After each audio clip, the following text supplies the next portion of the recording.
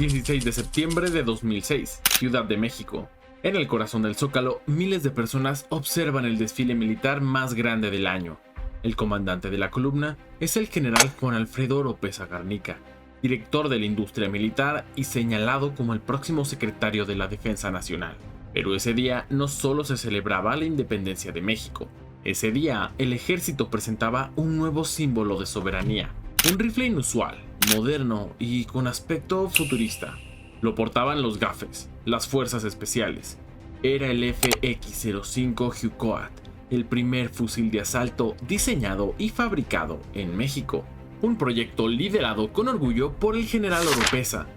Gracias a él, México había evitado gastar casi 1,000 millones de pesos comprando fusiles extranjeros. En su lugar, construyó su propia arma, un símbolo de independencia y modernización militar. Pero lo que parecía un triunfo se convirtió rápidamente en una crisis diplomática. A los pocos días, el gobierno alemán y la empresa Heckler & Koch acusaron al ejército mexicano de piratear el diseño del rifle G-36. Amenazaron con una demanda internacional por robo de propiedad intelectual. La producción del rifle fue detenida y el general Oropeza perdió el puesto más importante que aspiraba a ocupar. Una historia de armas, traición y tensiones internacionales, con un extraño efecto mariposa que inició en el desfile militar de Ciudad de México en 2006 y llegó hasta las cortes alemanas en 2018, cuando Heckler & Koch enfrentó cargos por el caso Ayotzinapa. Esta es la historia del FX-05 Hucoat.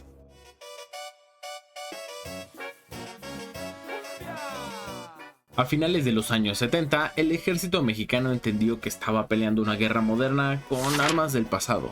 Sus viejos fusiles no estaban a la altura de los desafíos del narcotráfico ni de las nuevas tácticas urbanas que exigía la seguridad nacional. Fue entonces cuando México miró hacia Alemania y hacia uno de sus gigantes, Heckler & Koch. El G3 fue la respuesta, un fusil confiable, robusto, con cartuchos 7.62 OTAN capaces de atravesar muros de concreto. En 1980 se firmó un acuerdo para fabricar el G3 bajo licencia en México, y en 1988 se creó el quinto escalón de mantenimiento de armamento, un taller militar capaz de dejar cualquier fusil como nuevo. Durante más de 2 décadas, ese fusil fue el arma del ejército mexicano. Pero el mundo cambió. Las guerras ya no se peleaban en junglas o desiertos lejanos, sino en calles, callejones, techos y entre la población civil, por lo que el G3, con su retroceso brutal y su peso excesivo, ya no era ideal. Era hora de una nueva arma. En 2002, los ojos regresaron a Alemania. El G-36, una evolución moderna del G-3, parecía la opción obvia. Ya se conocía su fabricación, ya se entendía su mantenimiento. HK ofreció 30,000 fusiles G-36 a cambio de 63 millones de euros. Pero había un problema, el precio era un monstruo político.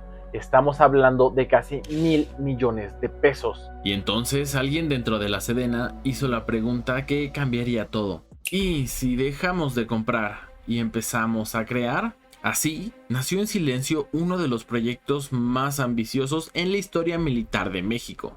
En 2005, bajo el mando del general brigadier José Antonio Istiga Landeros, un grupo de 64 ingenieros militares trabajó durante 16 meses en secreto en la Dirección General de la Industria Militar. Su misión, diseñar y fabricar un fusil de asalto que no dependiera de ninguna nación extranjera. Una criatura completamente mexicana. El resultado, el FX-05 Hucoat, la serpiente de fuego. Nombrado así por el arma mítica del dios Huitzilopochtli.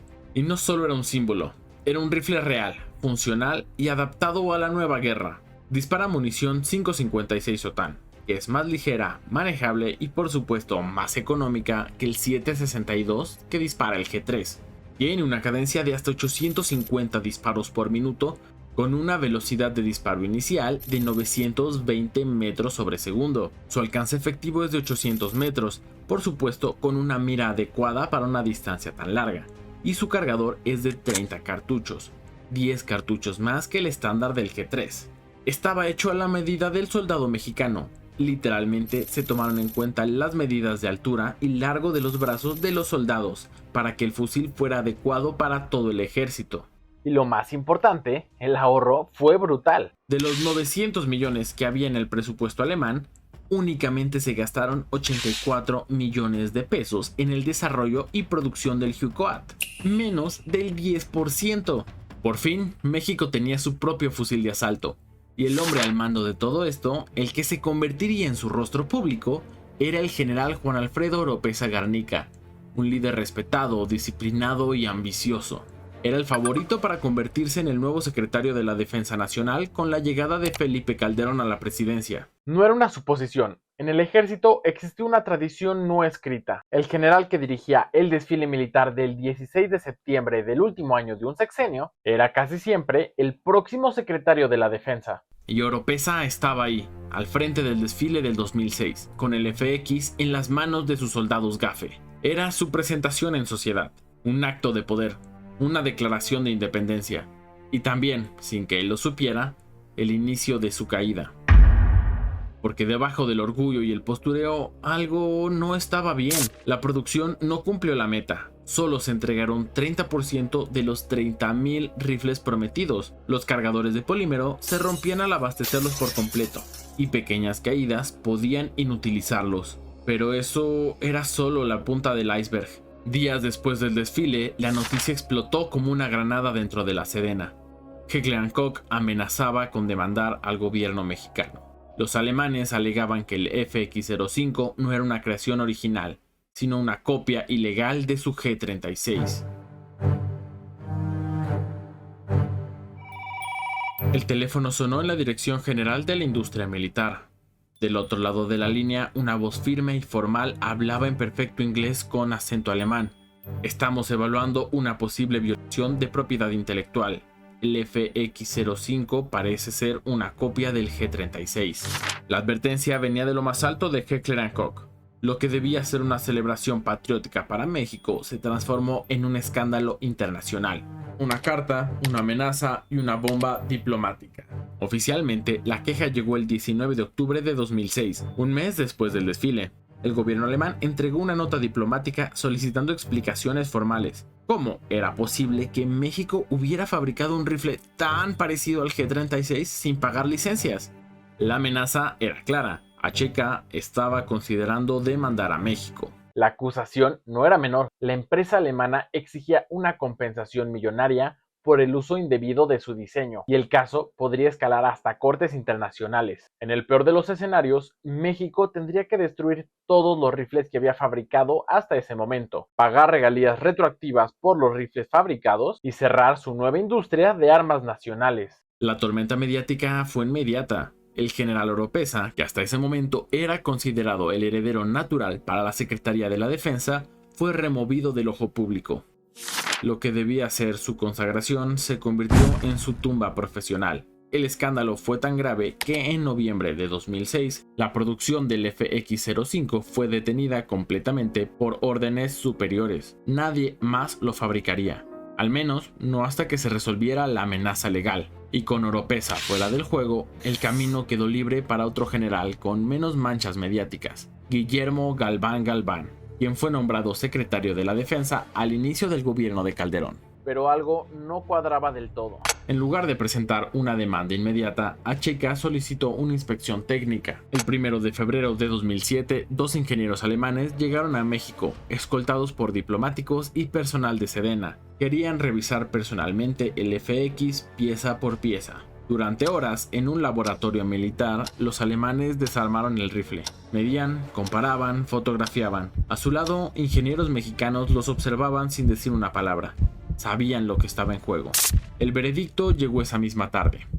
No hay evidencia de plagio. El FX-05 no comparte componentes internos ni mecanismos clave con el G-36. El parecido es superficial. Una bomba, pero al revés. La acusación de piratería se desmoronaba, y con ese informe en mano, el 18 de febrero de ese mismo año, la producción fue oficialmente reanudada. El rifle volvía a vivir. México podía respirar. Pero, ¿por qué retrocedieron? La respuesta oficial fue técnica, pero entre bastidores empezaron a circular otras versiones, menos diplomáticas y más turbias, ya que, aunque solo se hubiera copiado una parte del diseño del G-36, este seguía siendo propiedad intelectual de los alemanes.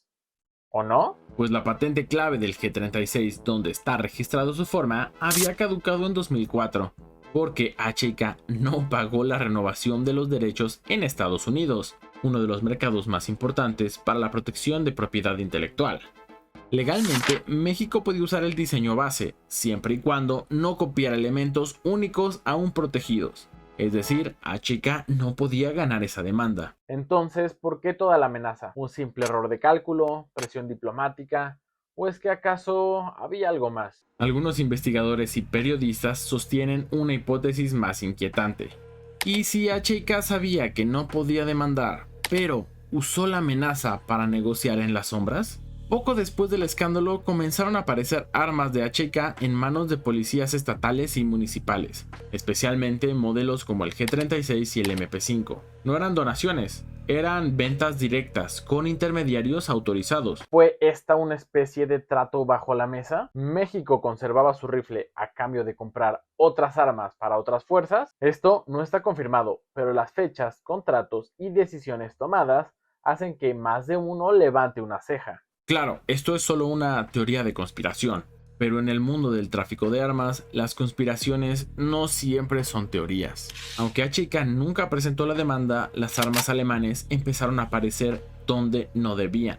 Municipios olvidados, zonas tomadas por el narco, donde el Estado se diluía entre sobornos y miedo. Lo que empezó como una acusación de piratería tecnológica terminó revelando algo mucho más oscuro.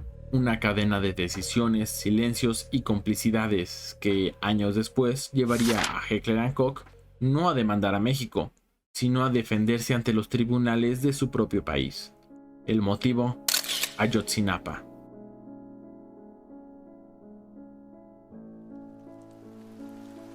...26 de septiembre de 2014... Iguala, Guerrero. Un suceso está a punto de estremecer a México y al mundo entero. 43 estudiantes de la Escuela Normal Rural de Ayotzinapa fueron desaparecidos. Pero lo que pocos sabían en ese momento, en el fondo de esa tragedia se escondía una conexión internacional, porque entre las armas utilizadas por la policía local para reprimir a los estudiantes, había rifles G36 de Heckler & Koch.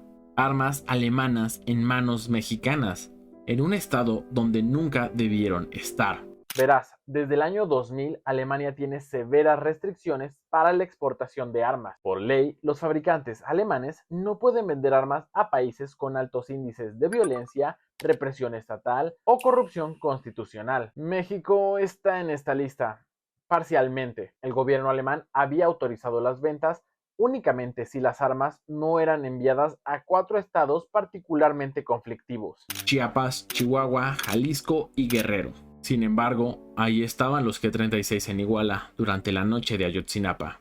¿Cómo es que llegaron ahí? Durante años, HK aseguró que respetaba los lineamientos del gobierno alemán, pero en 2010 la ONG GlobalNet descubrió pruebas de que la empresa había falseado documentación para obtener los permisos de exportación, manipularon licencias y afirmaron que las armas solo llegarían a zonas autorizadas, pero en realidad sabían que terminarían en manos de policías en estados prohibidos, como Guerrero. Entre 2006 y 2009, más de 9,000 fusiles G36 fueron vendidos a México. Cientos de ellos terminaron en zonas de guerra no declaradas como Iguala. En 2018, el caso explotó en Stuttgart, Alemania. Por primera vez, una de las empresas más influyentes del complejo militar alemán estaba en la mira. Directivos de Heckler & Koch fueron acusados de falsificar documentos oficiales, manipular procesos de exportación y romper la ley de control de armas de guerra alemana. El juicio duró meses. El veredicto: demoledor. 2 empleados fueron condenados a penas de prisión suspendida. Y a la empresa le confiscaron $4.3 millones obtenidos de las ventas ilegales. El FX-05 Hucoat es un emblema mexicano actualmente. Hasta forma parte del nuevo logo del ejército. Y no es para menos. Ya en 2018 se habían fabricado 121,000 fusiles para modernizar a las Fuerzas Armadas. Y de 2018 a 2024 se fabricaron otros 75,000 más, haciendo un total de 196,000 fusiles. Pero el FX fue solo el comienzo.